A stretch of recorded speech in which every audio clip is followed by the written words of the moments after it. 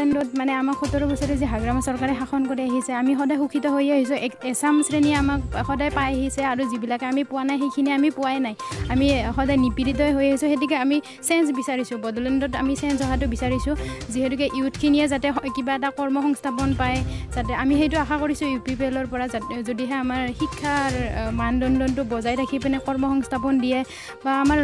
আমি এটা নতুনত্ব বিচাৰিছোঁ আফটাৰ অল যিহেতুকে ইমান 17 বছৰৰ অন্তত আমি একো কৰিব পৰা নাই আৰু BTD চৰকাৰতো BPF-এ সদায় কৰাপশ্যন কৰি আহি আছে নিজৰ ঘৰৰ মানুহ বা আলহীবিলাকে চাকৰি পায় ইয়াতে গতিকে আমিও বিচাৰোঁ যে পঢ়ি শুনি আমিও ইয়াতে কিবা এটা কৰিব পাৰোঁ আৰু যিহেতুকে ইউথবিলাকক চাকৰি নাপালেও যাতে কিবা এটা সংস্থাপন দিব পাৰে সেইটো ব্যৱসায় বাণিজ্যৰ ফালৰ পৰাই হওক বা আন ফালৰ পৰাই হওক সেইটো যাতে আমাক প্ৰমোদ বড়ো ছাৰে দিয়ে সেইটো কাৰণে আমি UPPLক ছাপোৰ্ট কৰিছোঁ আৰু আমি এটা সলনি বিচাৰিছোঁ চেঞ্জ বিচাৰিছোঁ যিহেতুকে ইমান বছৰ তেওঁলোকক চৰকাৰ দিয়া হৈছিলে একো এটা কৰিব নোৱাৰিলে যিহেতুকে আমি এইটো সলনি বিচাৰিছোঁ যিহেতুকে প্ৰমোদ বড়ো ছাৰ আগৰ পৰাই ছাত্ৰ সংগঠনৰ লগত জড়িত হৈ আছিলে গতিকে গাঁৱে ভূঞে তেওঁ বিভিন্ন ধৰণৰ সমস্যাৰ সন্মুখীন হৈছে গতিকে তেওঁ বহুত ভালকৈয়ে জানে যে ৰাইজৰ মাজত কেনেকুৱা ধৰণৰ সমস্যাৰ সন্মুখীন হ'ব লগা আছে গতিকে তেওঁৰ পৰা আমি এটা ভাল সুফল আশা ৰাখি পেলাই UPPLত যোগদান কৰিছোঁ আৰু যিহেতুকে ইউথ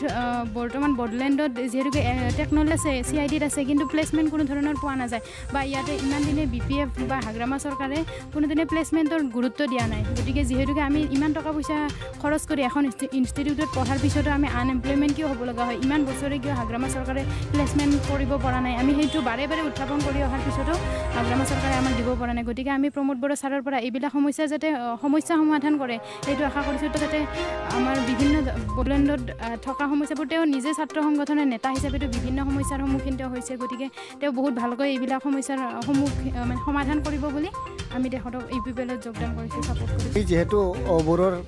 হৈয়ে লিড লৈছিলোঁ আগতে বড়োৰে লিড লৈছিলোঁ আৰু আমি শৰণীয়া ছাৰক আমি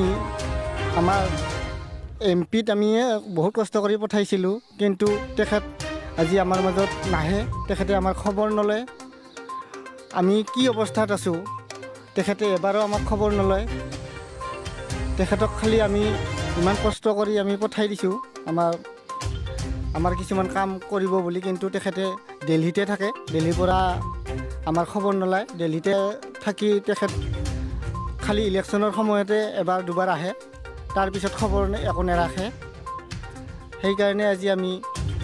বড়োৰ ফালৰ পৰাও আমি সকলোৱে লগ লাগি বড়ো আৰু BPFৰ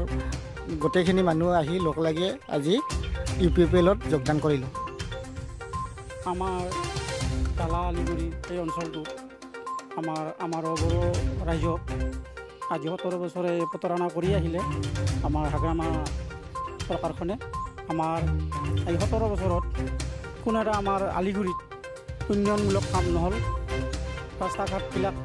আগৰ দৰে হৈ থাকিল এতিয়া আপোনালোকে চাব পাৰে এই গাঁৱৰ ভিতৰত যোৱা ৰাস্তা এজাক বৰষুণ পৰিলে তাত মানুহ যাব নোৱাৰে কিন্তু প্ৰত্যেক বছৰে কয় বোলে আমি এইবাৰ ইলেকশ্যনত জিতিলে আপোনালোকৰ গাঁৱৰ ৰাস্তাবিলাক পদূলিবিলাক ভাল কৰি দিম আৰু আলিগুৰি সংঘৰ আমাৰ বহুত দুখীয়া লোক আছে যি চৰকাৰী ঘৰ পাব লাগে সেইবিলাকো দুই এটা পাইছি নাপা বুলি নকওঁ যিমানখিনি পাব লাগিছিলে সিমানখিনি পোৱা নাই আমি আজি ৰাস্তা ঘাটৰ কাৰণে আৰু গাঁওখনৰ উন্নয়নৰ কাৰণে আমি UPPLত জইন কৰিলোঁ মহিলা